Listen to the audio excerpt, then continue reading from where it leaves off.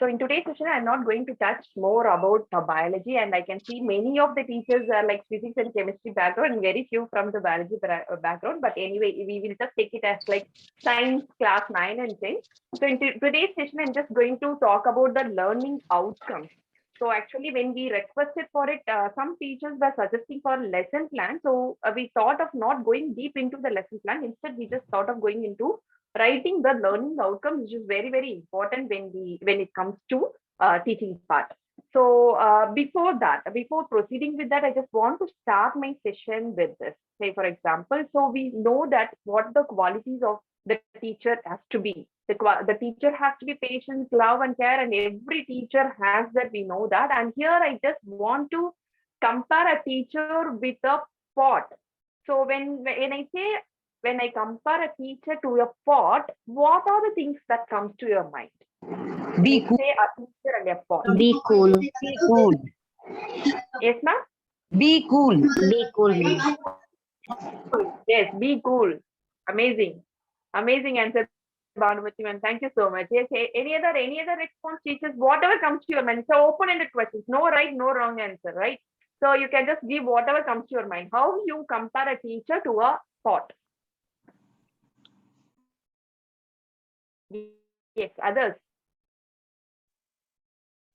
It can be your own creativity, your own perception. It can be any. So you can just tell at least few points about it. At least 1 point. A teacher can just say about 1 point about it. Handle Useful with to care. others. Useful, Yes, ma'am? useful to Handle with others. care. Okay. Useful to others. Thank you, Shanti, ma'am. Yes. Others? Any other response?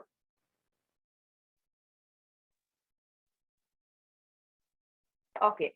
So it's not a very, very tough question, I think. So it's a very easy question, which I posted. But anyway, thanks for your response, teacher. So here I just want to compare a pot with a teacher, because we teacher have to bend ourselves during our career 2 times.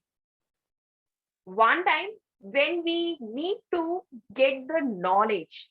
Say, for example, when you use the pot, if you have to fetch the water from the well, the pot has to bend, it has to immerse into the water, then only it can be filled.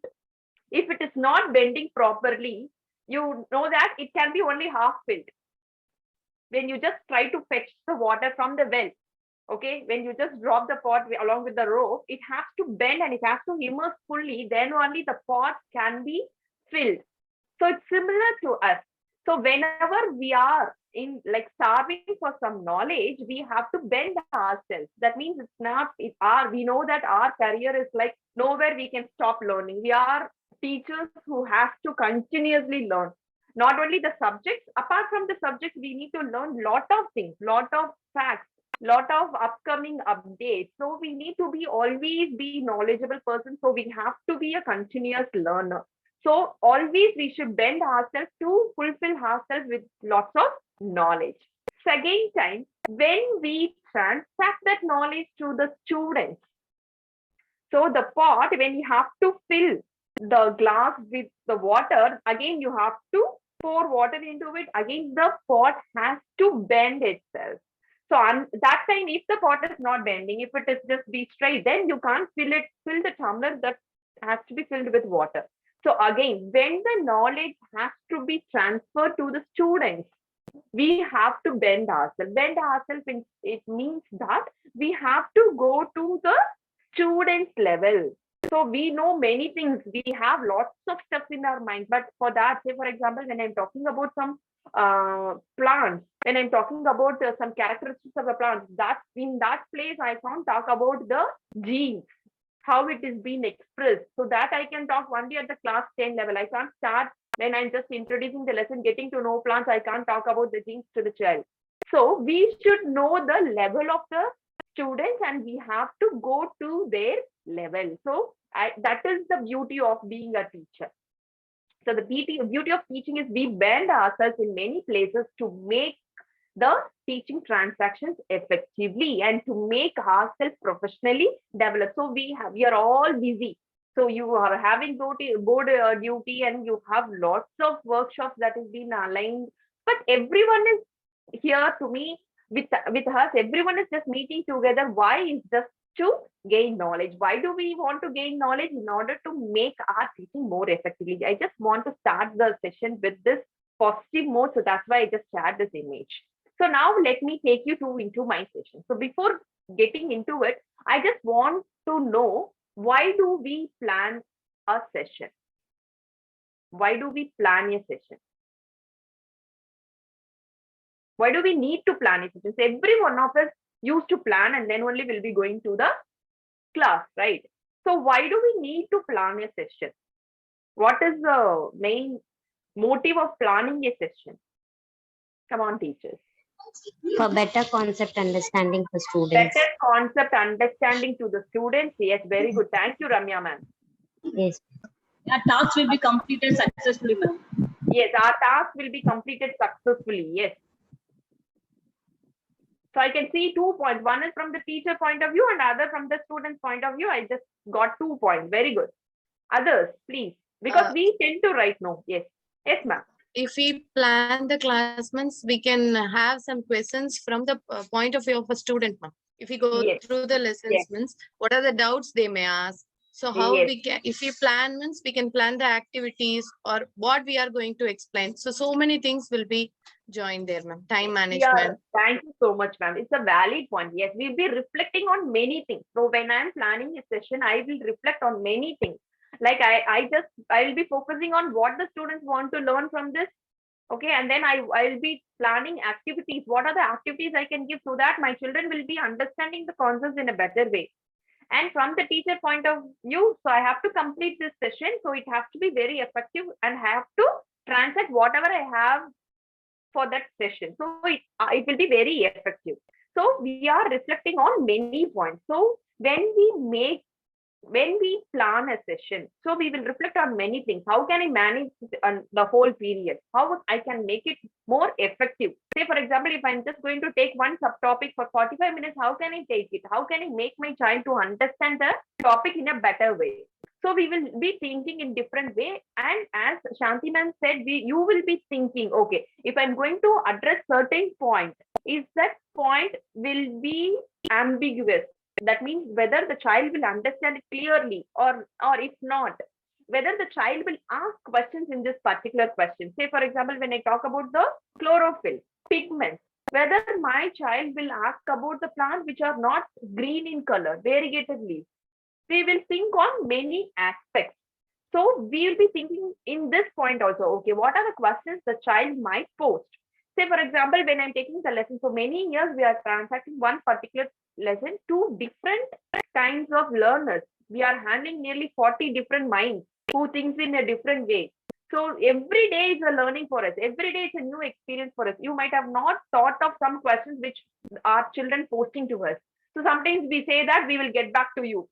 I will get back to this point maybe in the next class. Otherwise, the wise way or smart way to handle it is, okay, why don't you search and just come out with the answers we can discuss in the class. So that is the smartest way just to handle the kids. So it will make our sessions more effective. So the main two motive of the planning the lesson is that one is to keep the students engaged productively. So unless you are prepared for a session, you can't stand in front of the students.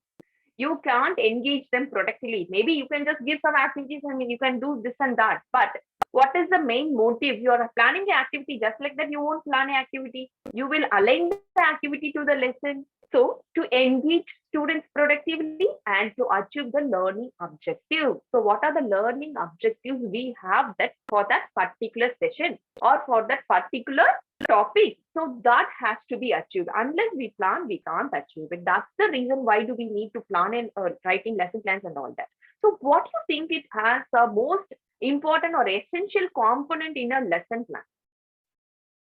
In a lesson plan. Objective, learning objectives. Learning objective. Yes, ma'am. Learning objective. Teaching methodology, ma'am. Teaching methodology. Yes. So learning objective and teaching methodology is very, very, very important, because unless you know the objective of the lesson or what you want, what is the learning objective, you can't transact the lesson in an effective way. So when you frame the learning objective, the teaching methodology also goes hand in hand. Yes.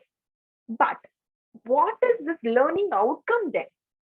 What are learning outcomes? So we are talking in the lesson plan, we are talking about the learning objective and teaching methodology. Then what is this learning outcome? What are learning outcomes? At the end of the lesson, we expect from our students. Yes. So it's like, say for example, I just gave these many lines, but I just tell you in short, because why I have given this all this, you are having sessions at the end of the 10 sessions. So you need something to get back to it. So I just given some information in the slides, which will be acting as a post-reading material for you for preparing your session. So in general, so learning outcomes are what are the knowledge or the skills you expect from your students at the end of the end of the period or end of the lesson. It can be end of the program, or it varies. So if I'm just planning for one subtopic, what I expect for that subtopic. Okay. So what I'm expecting my students to get it or able to do it at the end of my class. Learning objective and learning outcomes. Very, very important. The difference has to be understood very clearly. So first is why to develop the learning outcome. So we are talking that in the lesson plan, we just said that two things are very important. One is learning objective and another one is the teaching methodology. Then why do we talk about learning outcomes? Why do we give more importance to the learning outcomes? So learning outcomes are the subordinate unit of the learning objective. This is a subordinate unit of the learning objective. So you expect something from your students. Okay, you have something, you have set some goals, but how can it be achieved? Is through the learning outcomes. It's like you are crossing a bridge. Okay, you're crossing a bridge. From one side, you have to cross to the other side. Say, for example, you have one wooden bridge in the forest and all. Have you seen that kind of bridge map? So we can see each bridge has one wooden block. It's like that. So you know that you have to reach the other side of the destination. So how do you reach? So you know you have to reach. That is a learning objective. How do you reach is the learning outcome. How you are going to reach that is a learning outcome. So learning outcome help us to shape the learning, how the learning of the students has to take place. And it also helps us to frame the assessment activities. So always the assessment has to go hand in hand with the learning outcome. Unless you know learning outcomes, you can't have the proper or effective assessment. And it also learning outcomes, learning objectives also helps the students to be engaged in the teaching learning process. So learning outcomes, it is the most central and the essential element of a particular lesson. So let us move into the difference between this learn, because it's all look similar.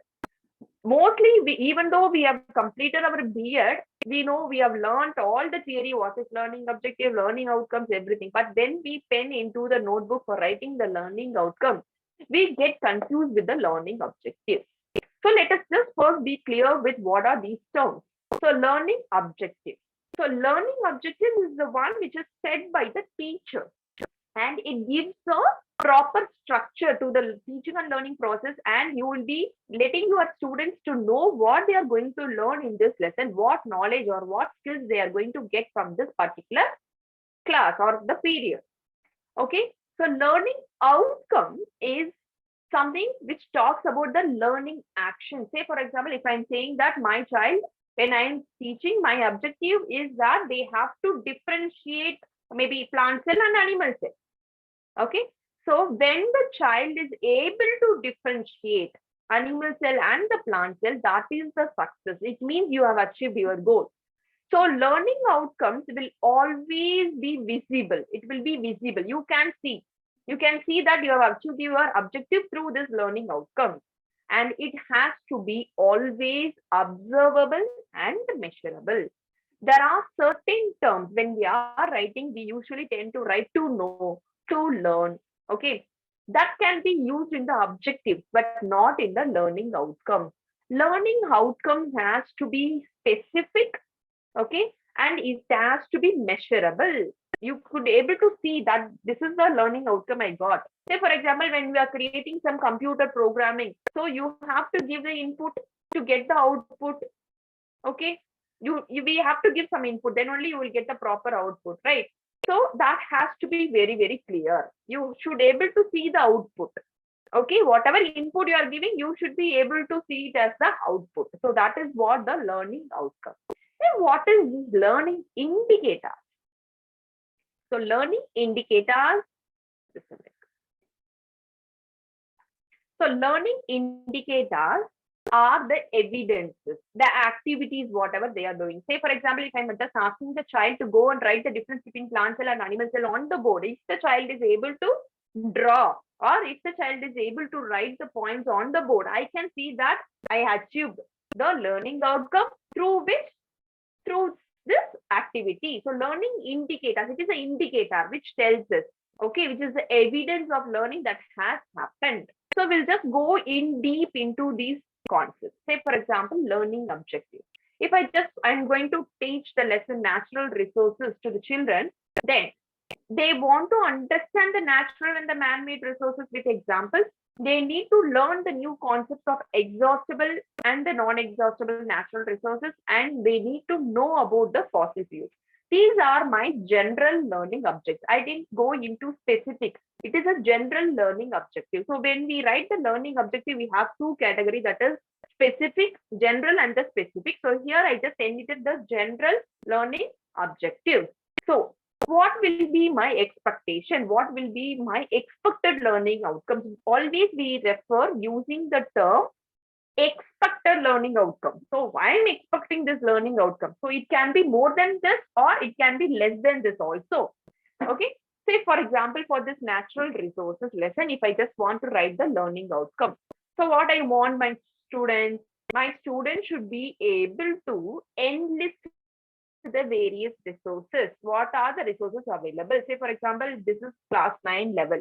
So they would have learned everything in the lower classes. What are natural resources?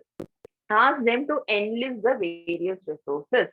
Okay. So when you are introducing the lesson, ask some persons to come and write it on the board. Just make it as a group activity. So they will be able to enlist the various resources. And then after I teach various resources, now I'm just giving more clarity what is natural resources and the man-made resources. Now I want my child to classify the resources. Now they know what are natural resources, what are man-made resources.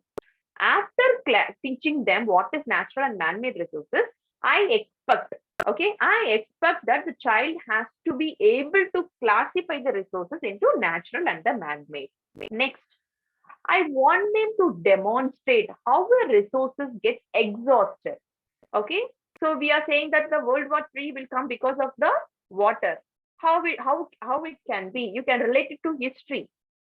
Okay, how it can be? So they can demonstrate. Demonstrate means, do they do some activity? Do they just do some experiments? Not only that, they can demonstrate through form of dance. They can demonstrate through a form of mime. They can do some drama and they can show how it got exhausted. It gets exhausted. What is the cause of exhaustion? So all these things they can demonstrate through some form of dance or some songs, music.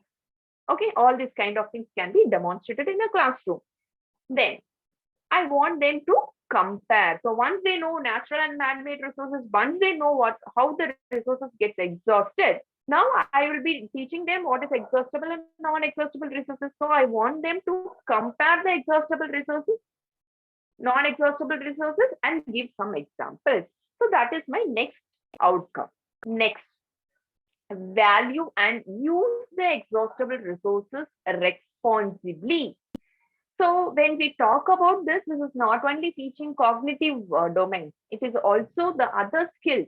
So we know that our NCERT focuses on competency-based learning or competency-based education. What do we mean by competency-based education, teachers? Any idea about that? Our NCERT focusing on competency-based education. What do we mean by that? Any idea? Skill-based. Skill-based. So why do we have internal marks? So it is not that when the child is coming and writing the exam on that day, if the child is not well, if the child is not writing the exam, then you can't give them 0 because he has attended the schooling for a long time. He has done something in the classroom. So competency-based education is the prime focus of our NCERT. So it is not only the content, contact. So it should also be other skills and the values. So here we also emphasis on the value. So you can't teach the students, you can't make them very, very responsible unless they realize the importance. Say, for example, if they learn how the fossil fuel is formed, how many years does it take place, okay, then only they will realize why they need to save the fossil fuels. Unless they learn about it, unless they realize about it, they won't be able to be a responsible citizen. Say, for example, we used to tell them, right, switch off the fans and the lights when you come out of the classroom. So how many of them really doing it? Unless they, well, very few you can see. Among 40, you can see 1 or 2 children, they will usually do it. Why? Because they inculcated that value. They understood, okay, there should not be any wastage of resources.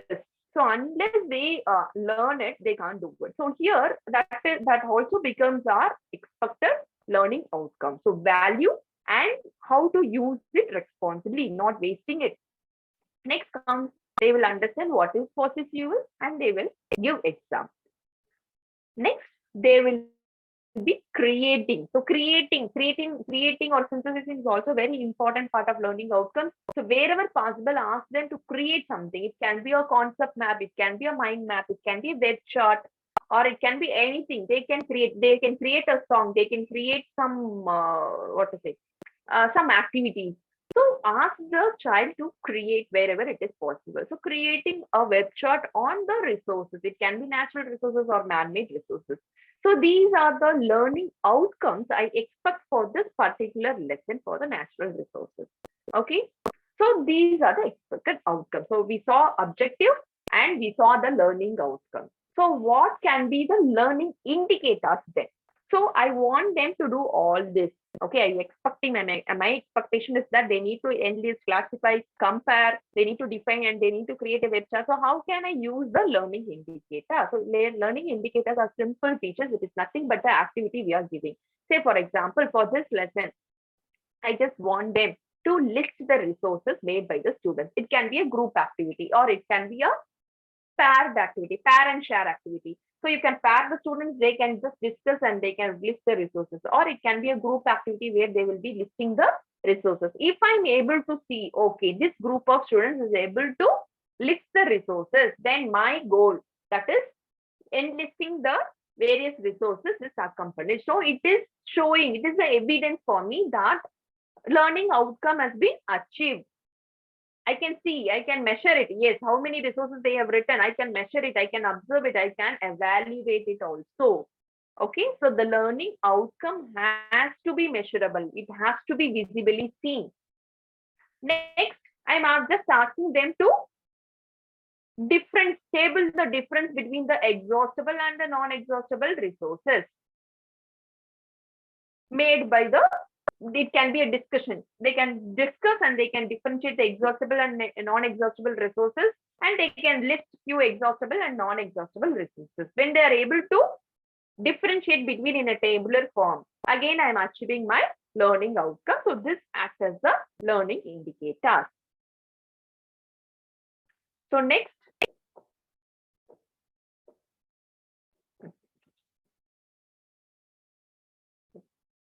just a minute. Yeah. So next, I'm just asking one child from a group to just come and make a concept map. So it can be called as a web chart resources, or you can give some worksheets and you can ask them to do it. So you can give some sheets and you can give some kind of worksheets and you can ask them to fill it up, or they can create their own sheets indicating which is natural and the man-made. So you can just give the images, or you can draw something on the board. If it is not available, you can't provide the worksheet, you can draw something on the board. The images, on seeing the images, they will write, say, number it 1, 2, 3, 4, 5. They will just look at that and they will write it, which is a natural and a man-made resources. Again, they are classifying the man-made and the natural resources here. So classifying job is done. Yes, I have achieved my learning outcome. Next, it can be some kind of activity on exhaustible resources. As I said you before, it can be a mime, or it can be some drama or dance or music or anything it can be. So these are the learning indicators which are the evidences of learning which tells me that I have achieved the learning outcomes. Yes. Now, so we have enlisted this learning outcome. You can see here the terms, the keywords, what we used: enlist, classify, demonstrate, compare, value and use, define and create. So these words, what we are using, it should be the action verbs. It should be the action verbs. So this is very important about the learning outcome. So how do we frame the learning outcome? So which is the tool for developing the learning outcome? So it is very famous. Every one of us know that is the Bloom's taxonomy. Every one of us know it.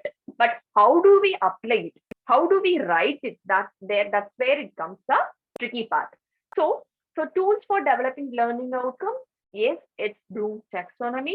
So maybe teachers who have completed B.Ed recently, you might be knowing about the revised Bloom's taxonomy. Any idea about revised Bloom's taxonomy when it was given? Any idea, teachers? If not, it's not a problem. I will just touch upon that. No, ma'am. No idea, ma'am. Okay, thank you, ma'am. Thank you so much. Yes. So Bloom's taxonomy, what we have learned, maybe even I have completed my B.Ed some few years back. So even I have learned few years since, let's say, for example, 7 years back. So even I have learned the Bloom's taxonomy, the old version. So Bloom's taxonomy, Benjamin Bloom, he created a taxonomy. He gave importance to actually 3 domains: cognitive, psychomotor. So I'm not going to touch upon all that B.Ed theory basis. So what is required for us in this teaching learning process, that alone I will be touching. Okay. So we'll be talking much on the cognitive domain. So Bloom's taxonomy plays very, very important role in writing the learning objectives and writing the learning outcomes. So the old version, it was given by Benjamin Bloom in 1956. So there we can see everything is in noun. So knowledge, comprehension, application, analysis, synthesis, evaluation is the noun form. And when they used to write the learning outcomes or learning objectives also, it was in the noun form. But later on, no one is student, actually, a former student of Benjamin Bloom. Actually, his name is Lorin Henderson. Maybe I will write his name here. So he is actually the student of Benjamin. So he is proud about that. He was working along with some psychologists and he came with this new version. So Lorin Henderson, he is a person who gave the, so he is a person who gave this revised version of Bloom's taxonomy.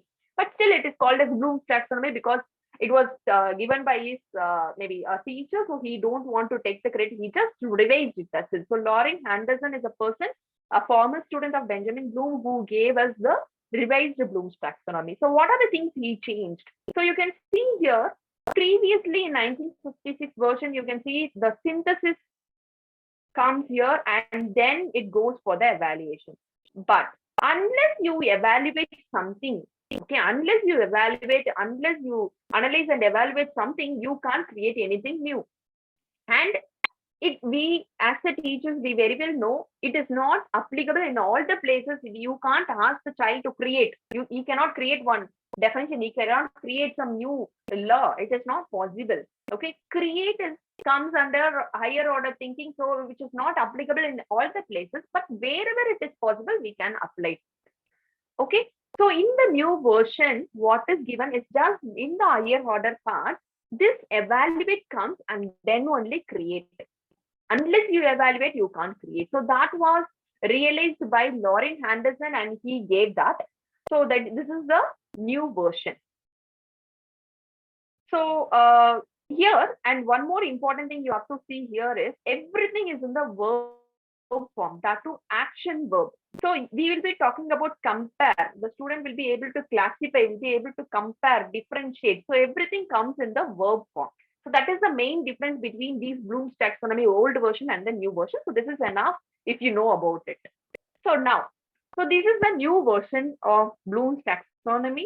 So I'm not going to address like what is it and all in detail. So you people already know about what are these stages, or if you really need help, I will also give you the post-reading material about this Bloom's taxonomy, which you can go through in detail. Okay, because this is not our main motive of the session. So I'm just touching it, that's it. Okay, so we have different levels. So always you can see, remember, understand, apply, and then comes analyze, evaluate, and create. Now I will help you to know what are the terms, what are the verbs we use, where we can just put that verbs in this Bloom's taxonomy in different hierarchical levels. So we have seen end list. So end list various resources comes under the remember part. Why remember part? So as I already mentioned, they learned everything, resources, what is resources, everything they would have learned in their lower classes. So you are not going to teach them something new. What they have already known, you are just helping them to recall. That's it. So that comes under the remember part. Then comes classify. So classify, unless you understand something, so that's what I mentioned you. After teaching what is natural and the man-made resources, we come for the classification part. So unless they know what is natural resources, what is man-made resources, you can't classify them into natural and man-made. See, similarly, for example, living and the non-living things. Unless you know what are the characteristics of living and the non-living things, you can't categorize them, you can't classify them. So you have to understand the concept. Then only we can identify. Say, for example, you give some image. Say, for example, you are just showing the image of a stomata, asking the child to identify what is it. So unless the child knows it is the stomatal pore, this is the guard cell, this is how the stomata looks. Unless he knows about it, he can't identify the image. If I'm showing you some novel image which you have not seen, can you identify it? What is it? No, we can't, right? Even though we are teachers, if I show some images from some UG level textbook, if I'm just showing and just asking you to identify, you can't do it. Okay. So if I'm just showing some scientist picture immediately, even though we are teachers, we are bad in that. Alexander Fleming and Bloom's, Benjamin Bloom's, everyone looks similar for us. So it's very difficult. So unless you know the concept, you can't identify. So that classify part comes under the category understand. Next, apply. So unless you, unless you know the concept, you can't demonstrate. So you understood the concept. Now you are trying to apply the concept. So demonstrate all the experiments. Say, for example, if you're just using light is important for photosynthesis. First, they should know light is important for photosynthesis. Then only you can extend the activity of using different color papers we used to, this physiology part we used to do, no? So we used to cover it with different color papers, red, green, and we used to see the wavelength of the lights, and you can extend it. Unless you know light is important for photosynthesis, you can't teach the child something extra. Okay. So unless he or she knows about the concept, he can't demonstrate anything. So demonstrate comes under the category apply. Next is analyze. So now you are comparing. So comparing biodegradable, non-biodegradable. Okay. And comparing sexual reproduction, asexual reproduction. So unless you understand, unless you know the concept, you can't analyze. So comparing comes under the higher category. You may give some problematic situations. You may ask the child to analyze. Say, for example, heredity lesson. They know the concept. The same monohybrid and dihybrid cross problem, how much kind of variation we have. So how the child is able to analyze the question and able to draw whether it is a monohybrid and dihybrid, again, that is the analyze part. Unless that, he can't compare and he can come out to a conclusion whether it is a monohybrid cross or dihybrid cross. So similarly here, evaluate. So the evaluate means you are justifying. You are either you can accept that the exhaustible resources has to be used judiciously, or there might be some person who can just disagree that, and he may give you some other possible solution. Why we have to use it judiciously? These are alternative ways. So we can use it however way we want. So there might be some student who may justify the statement. So value and endless comes under the category of evaluate. And then comes create. So web chart creation is based on their own perception. They are creating concept map, mind map and all. They are creating on their own understanding. So that comes under the higher order category. And again, define, all the defined terms comes under the remember category. So this is how this learning outcomes falls in the different hierarchical level of Bloom's taxonomy.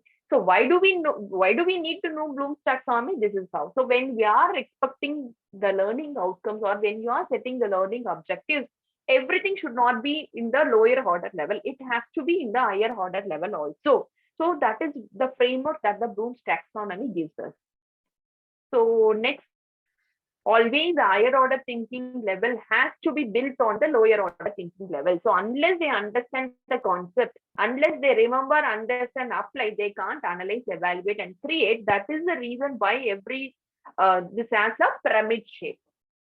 Once you achieve the lower level only, you can go for the higher level. So main thing is action words. So we have action words, that is ready-made action words given by the Bloom, which we can use to write the learning outcomes, which if you, it is readily available in Google.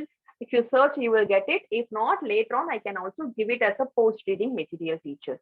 So am I clear with all these terms, learning outcomes, learning objectives, and learning indicators, and why the learning outcomes are very important? Am Yes, I clear in it? Any doubt? Any doubt Yes, in this? ma'am. Yeah. So why I want to talk about the art integrated project? We know that recently CBSE or NCERT has been announced about this art integration project, and they want, once again.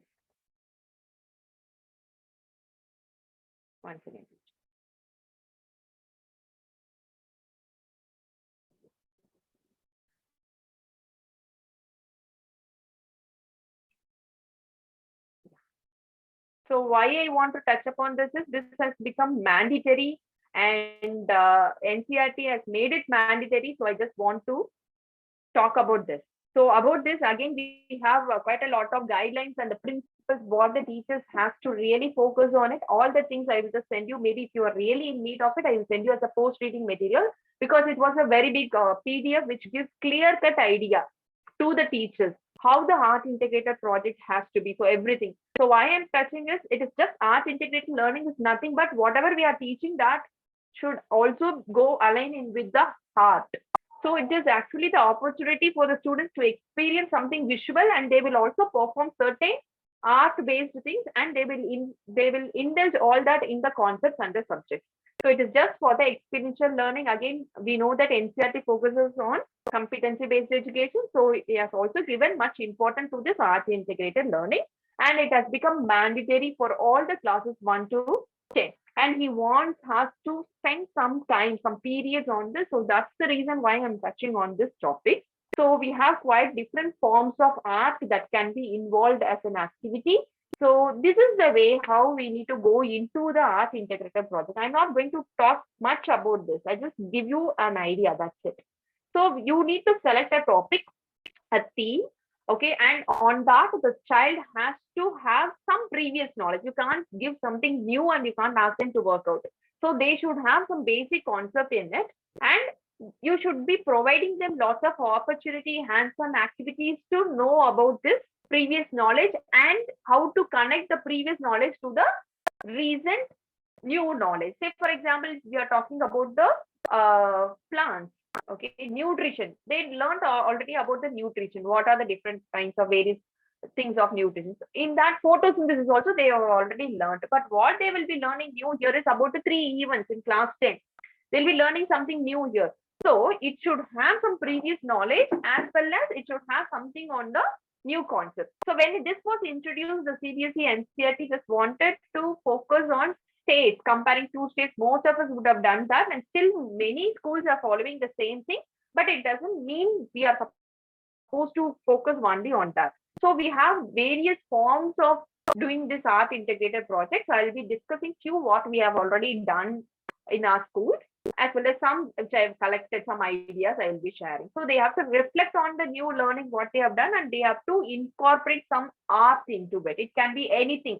And it can also be, this art integrated learning can also be the part of teaching, and it can be also the part of learning. Whatever activity you are providing to the students that comes under the learning process, whatever you are using art for some ice breaking activity, some transdisciplinary projects if you are going to give for the students as an internal assessment, that all comes under this art integrated learning in classroom.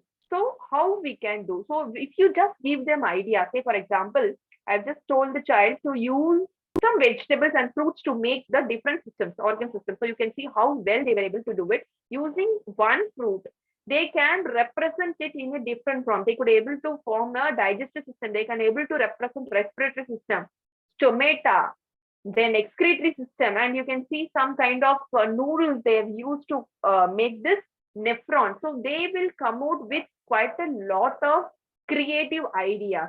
So it can be of any form of art. It can be some dance. They can create some song on digestive system, or they can create some song on lungs, respiratory system, or they can do some kind of mime to show the importance of the lungs and its surface area, how the exchange of gases happens, everything.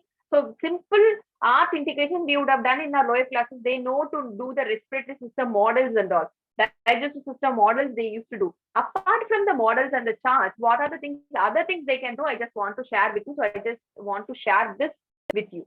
Then they can create. So this is the previous one, what the NCERT has announced. They just compared the habitat biodiversity of the state of Sikkim, the flora of Sikkim, and they covered in the state of Sikkim what are the common national park they have, animals of this state. So all these things they started working out. Even this kind of work also you can give, which is the main focus when the NCERT introduced the art integrated learning. Or it can be some simple poster making. So it can be something general also. It can be extended learning also. It doesn't mean that always you have to stick on to the whatever there in the textbook. So you are teaching, why do we fall in lesson? They are learning many diseases. They can work on that. Or if the child want to really work on the say present scenario, they want to work on the COVID, and they can work on that, and they can talk about the vaccines. They can talk about the cause of it, how it affects the different organs. Again, that is the extended learning, and that can also be included as a art integrated learning. And main focus, what NCERT says is, it should be something out of the textbook. It should not be, everything should not be there in the textbook. They can take some topic from the textbook and they can add more input into it. So that is the main focus of NCERT. So here I can show you some chart. I hope I'm just able to show it. They made nitrogen cycle. So this images, can you see, teacher? Yes, ma'am. Can you pin me? Yeah. So this child has drawn the entire nitrogen cycle. So that is where she is involving her heart integration here. So she took some, say for example, fish she has done separately and she pasted it to give the 3D effect. So everything. So you can see how lovely she enjoyed in making the borders. So this is what our NCERT or CBSE focuses on. These are the skills. So what we are doing, we are integrating the subject as well as the art from form. So we are just motivating them and involving them in various art forms. So this is another example what they made as a poster. So you can see in the center they have just shown the nitrogen cycles and they have just written certain things. This small slip they used, and this girl has written what is nitrogen fixation, and each process she has written very clearly as what is assimilation, what is nitrification, ammonification, denitrification. So these things are not clearly given in our textbook actually. So if you take the nitrogen cycle, this much detail is not given in our textbook, different process, different stages of it. So you can ask them to work like the poster making. So it can be any. And apart from that, we have quite a lot of stuff to do in art integration. It can be a simple drawing. And using some girls of our class, they used rangoli powder. Instead of colors, she used rangoli powder to just color it up the diagram, whatever she has drawn. And you can ask them to make any 3D model, some working model, digestive system, respiratory system and all. They can use the working model. And nowadays, they are using integrating physics and bio. They're using LED light. So we also know when we have done our B.Ed, we used to do this. No, LED light is used for matching all the teaching aids we would have used. Children are very good in that. So they can use some working model using this LED light. Or it can be nowadays interactive chart has become very, very famous. So interactive chart means you will be having, so some few years back, we have seen in YouTube and Facebook and all, it was very famous. You can see they will be having the human system. When you open it, you will get the muscular system. And when you open that, you will be able to see the circulatory system. And when you open that chart, it goes into the skeletal system. So that kind of chart is called interactive chart. So children loves to make the interactive chart. So give them some ideas, let them do it. So they will be coming out with amazing works. And if it is an ecosystem, so ecosystem in our environment lesson we are teaching, so they can work out on any particular region ecosystem, they can collect data about that. They can draw, or they can collect some images from old magazines, and they can create a food chain or food web, or they can show role play methods, dance, song, might to just show the functions of organs. Interactive scrapbook they can make about each and every organ they can discuss. And like this, they can you can also just make them to do these kind of diagrams, and you can just have it in the soft book, so that whenever they are moving in and out, they can just see to it and it will be registered. And using simple plate, you can see this is made, digest system is made using some clays, and one child has made using the chart as well as the writing separately, and using the normal plate that they are using to show the cell structure. So like that, they will come out with quite a lot of innovative ideas. So this is what we already do it. That is what is meant in the art integrated learning. But we have quite some more ideas that is given in the NCERT art integrated project file. So maybe I will just share that later. So you can just go through that, and you so that we can make use of it very effectively, rather than just using what usually we do it. We get a lot of ideas to do it. So that's the main motive of this. So this is art integrated learning. So next comes when we talk about class 9 and 10 bio part. Now I'm coming into the subject. So when it comes to the subject, so we have quite a lot of activities given in between the textbook. But when it comes to class 8 and from class 8, if you compare to class 9 and 10, it is not that much interactive, not colorful. So it is not as of how it is given in class 8. Class 8 is 6, 7, 8 and all, you would have seen the activities given. It will be very attractive. They would have given a lot of did you know facts. Always this Bojo and Paley will be there to make the class more interactive. But when it comes to suddenly class 9 and 10, it's a sudden jump to them. So when you see the activities, please don't go for any conclusion that, okay, the child will be knowing it already. Please don't go for that conclusion. Say, for example, chlorophyll experiment. Chlorophyll is necessary for photosynthesis. We have an activity in our textbook. So don't go by your judgmental thinking that they would have done this iodine test, starch test before. Don't, because from class 6 they are learning. So you don't go to a conclusion that they will be doing this activity, so let me not do it. Please don't do that, teachers. Kindly you do the activity. Here, there will be some extended learning. So from 6 to 8, they would have learned that when you add iodine, what is the color change we can see? Into the starch. When you add iodine, what is the color change? Bluish black. Bluish black. So this they know. This they know very well. But here we are comparing chlorophyll is necessary for photosynthesis. So what we have used to do, we have different process. You need to boil the leaf. Okay, you will be boiling the leaf, and then you will be putting it in the alcohol. Just explain them why you need to boil the leaf, why you need to put it in the alcohol. That is where you can hold the children's wow factor. Okay, if you simply say you have to boil the leaf, then you have to immerse it in the alcohol and then again wash it and then add iodine, they won't understand the importance of the activity and they won't understand the concept. Unless they don't understand the concept, they won't appreciate the activity.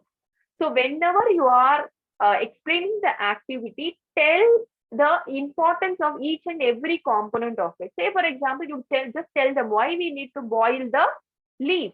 You are just trying to soften the cell wall. You're softening it, okay, denaturing it. And when you immerse alcohol into it, what is happening? Decolorization happens. The chlorophyll comes out of the leaf. You can see in the alcohol will be transparent in color. When you added this boiled leaf into it, you can see that all the green color comes out of it and the solution turns green in color. Show them, visually show them and tell them why is this happening. Then it will be very interesting. So demonstration of activities is very, very important in order to make them understand the concept. And similarly, osmosis. So even though in some schools we might not have proper things to show, activities you can't demonstrate, but this osmosis you can simply do with risins. Okay, dry kanja dracha, you can easily do it. Just make the sugar solutions, salt solutions at your home and you bring it and show it. It's a very simple experiment. Let them understand how this is shrinking and swallowing of the cell happens. Let them understand it. So please don't go by your judgmental. You just demonstrate the activities wherever possible. This everyone will be used to do it. Onion peel and human cheek cell. Even though if you feel like it's not safe, if the children is just going to scrap their cheek cell, you do it and just show them. And we may feel somewhat inconvenient when we just used to just scratch our cheek cells. But unless we do it, the children won't get the habit of doing it. So if you can't make the child to do it, also you first do it and demonstrate them. Demonstration is very, very important. Don't simply orally explain them all the practical or all the activities. Just you demonstrate and show them. Wherever possible, you make the students to do it. So in our school and all, we used to make them to do all this onion peel, human cheek cells and all. Every child will do it and they will experience it. So when they go and mount it under the slide, it will be very interesting for them. So they are doing on their own. It's similar to us also. When we have studied, when we are doing our practical, something when we do it and going and keeping it under the microscope and observing it, it's really appreciable for us. No, whether it comes or not, but we love it. So it's same to the students also. So wherever possible, you just try to do the activities, even the wind incense stick activity on the natural resource lesson. Then respiration. This lime water turns milky. They will be obviously doing it in chemistry. Please don't say that you would have seen in your chemistry part. Your chemistry teacher would have demonstrated. Please don't say that. Even though it is a repetition, you just show them. And you see, in chemistry, it is different. They will be talking only about the new products that has been formed. But when we are talking about the respiration, we'll be focusing more on the carbon dioxide. So the same activity, but the perception, how you make the concept understand is different. So don't expect or don't say that already you would have seen, already this teacher would have shown. No, as a teacher, if it comes to my class, I have to demonstrate whether they know or they don't know. It's my duty. I have to do it. Then only my children will understand the concepts in a better way. So that is the importance of demonstrating the activities. So I think we won't have enough time to play. Maybe in next class, we will start with this game. So it was quite interesting. Anyway, it is just aligned with the teaching methodology also. So let's play this game in the next session. So I don't want to take much time of yours. Next, as the science teachers, you should know many facts. So I know that, ma'am, how can I know many facts? Yes, it's difficult only. But at least one day you start your session with one concept. Say, for example, even when I was doing all these things, even it was wow factor for me. Octopus has a tiny brain in each of its 8 arms in addition to the central brain. So don't you think so that the children definitely will be like more excited? Is it so? 8 arms, does it have this small, tiny brain? So just give them the fact. You need not talk much about it. Just give this fact and ask them to explore about it. So that will also help or make science interesting. How to make science interesting? The science teacher has to make it interesting, and the science teacher has to be very, very, very like interactive in the session, in the class. So unless you talk about all this kind of, did you know facts, if you teach all these things, definitely the temper for the science will be retained. So do you know that pandas doesn't have any particular position to sleep? Wherever it is there, even when it is eating, when it feels asleep, it will just fall. So it's all quite interesting factors. And goldfish. So goldfish can remember what has happened last 3 seconds. That's it. As like Dory in the Nemo movie. So it will forget everything. Whatever happened last 3 seconds only, it can remember. So all these things will create more interest in science. Okay. So there will be a student who will be interested in physics, who will be interested in chemistry, who will be interested only in bio. So how come this? This is again like depends on the teacher who is making it very, very interesting. So it's a simple sharing ideas how to make science interesting. Use real life examples. Use quite a lot of real life examples. Give some roles. Say for example, when I'm talking about cells, nucleus, mitochondria and all, I give them a specific role. So I won't say mitochondria will do this, my nucleus will do that. So I will tell that mitochondria is a person who will do this, who will give this to this. So you give real life examples as like how immune system, when you're talking about the vaccination, antigen, antibodies, okay, just tell like a class leader and the assistant class leader. So there is a, normally you in the blood you have your immune cells, so it will try to just fight against the foreign bodies. When that fails, it goes for the more specific immune cells. So when you assign roles, when you assign some real life examples to the concept, they won't forget the concepts. They will understand the concepts in a better way. Whatever lessons you take, teachers, kindly try to relate to the real life examples and assign some cartoonistic characters to the concept wherever it is applicable. When we are talking about organelles, assign like one organelle as a one person, as like how do we say, role play helps. Similarly, when you are assigning some characters or as a person, if you are just telling to the child, right, the child will not forget the concept and it will be very, very interesting. And multiple resources. Don't rely on only the textbook. We are supposed to rely on some other resources and we should have more knowledge so that, so when you go and talk about the digestive system, they will talk about the appendix. What is the role of appendix? Okay. And they will ask why we are vomiting, why the when the indigestion, why there is a vomiting. So the children will come with quite a lot of doubts. Okay. So unless we are good in our content, unless you refer multiple resources, you can't really handle that. So we need to rely on multiple resources. Then wherever possible, you just try to draw. Imaging is very important. Okay. And then games you can conduct. Ask them, take them outside the classroom, show some gardens, show some leaves. When we are talking about the chlorophyll and its importance, photosynthesis, show them, take them outside the classroom. And you also learn with your students. And that's what. So whenever they're asking questions, always you don't give the answer. Children think us as a Google. They will immediately post one question. They will ask us to reflect on it. So don't encourage them. If any girl or any person is asking question to you, ask just one class, you just tell the answer. In the other class, you tell, why don't you explore and come? So we also learn along with our students. And if you have any science tips, say for example, light lesson and all, physics teachers will do an amazing job. They will create their own science kit. So wherever possible, we can create our own science kit. Then projects. Whenever we are giving projects, so it has to be given as a group project. So that even if I ask you to frame learning outcomes on your own individually, we feel little hesitated, right? But when it comes to a group activity, then everyone gets involved and they don't feel like, I don't know this concept, so what would I do? So it's not like that. So when it is a group activity, even though I don't know, I will learn from my peers. So assign projects and make it interesting. And you can, in one period, after completing a lesson, you can conduct a quiz.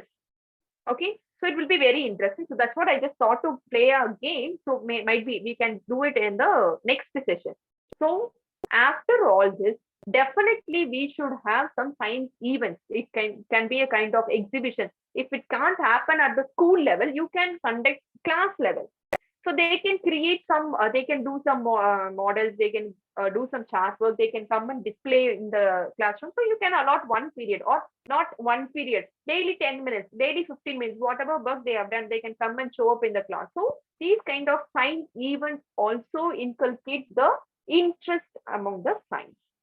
So this another 5 minutes I will take. So we know that what do you think it as the most difficult part in biology or in science? Why the children are afraid? One is diagram. Yes, of course, I will accept. Diagram. Next, what else? The children afraid of science. Formulas. Yes, teacher.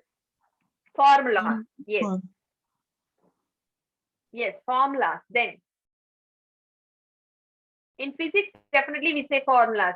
When it comes to chemistry, e- um, Equation, Chemical equation. chemical equation, Chemical equations. symbol, Yes. valency. So why? Yeah, balancing. But if they know the like elements and symbols, how to write the chemical equations, then they feel very comfortable in chemistry. Yes, What yes, about biology? What about biology?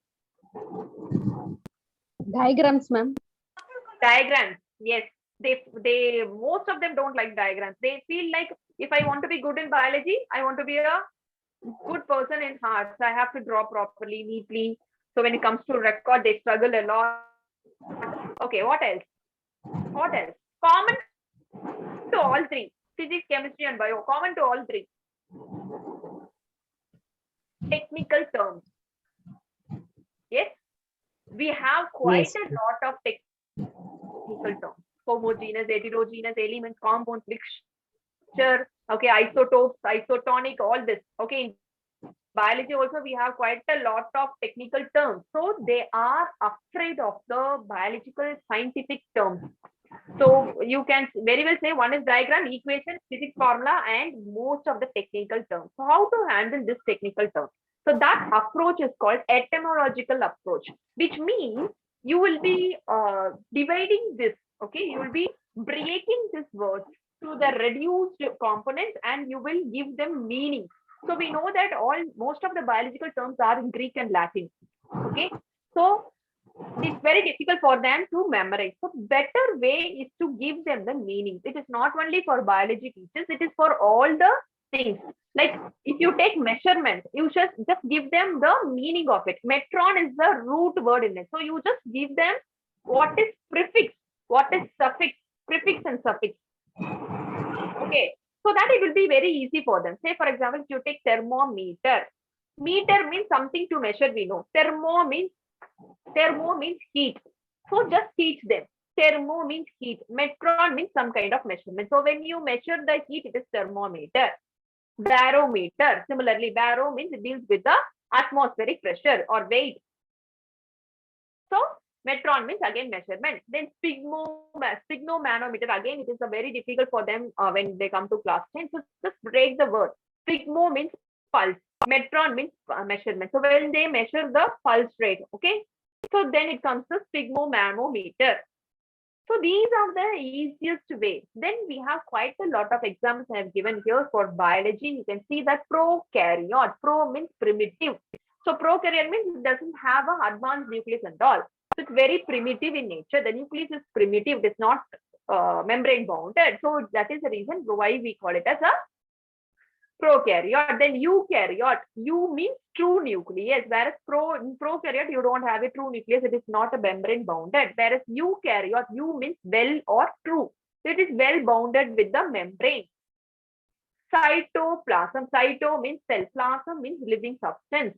So in a cell, the cytoplasm is the living substance. Then endoplasmic reticulum. So endo means within. Plastic means something molded. Reticulum means network. So that is the reason it is like a network-like structure, right? So it is present within the cell. So that is the reason why we have given the term endoplasmic reticulum. Like that, wherever you are coming with some technical terms or cell organelles, you kindly give them the meaning so that they won't feel it as very difficult. Once they understood, cyto means wherever cyto comes, it is cell. Endo means wherever it comes, endo, it is within, endodermis. Okay. Then exo means wherever it comes, exo, outside. Say, for example, when it comes to homogeneous, heterogeneous. Okay. Yes. Homo means similar, hetero means different. We apply this for chemistry as well as biology. In chemistry, you will apply for the homogeneous, heterogeneous solution. Whereas in biology, we'll be applying in the heredity lesson homozygous, heterozygous condition. Okay, so these are the root words. So kindly make the students to understand the root words so that they won't feel very difficult when they are finding it this. So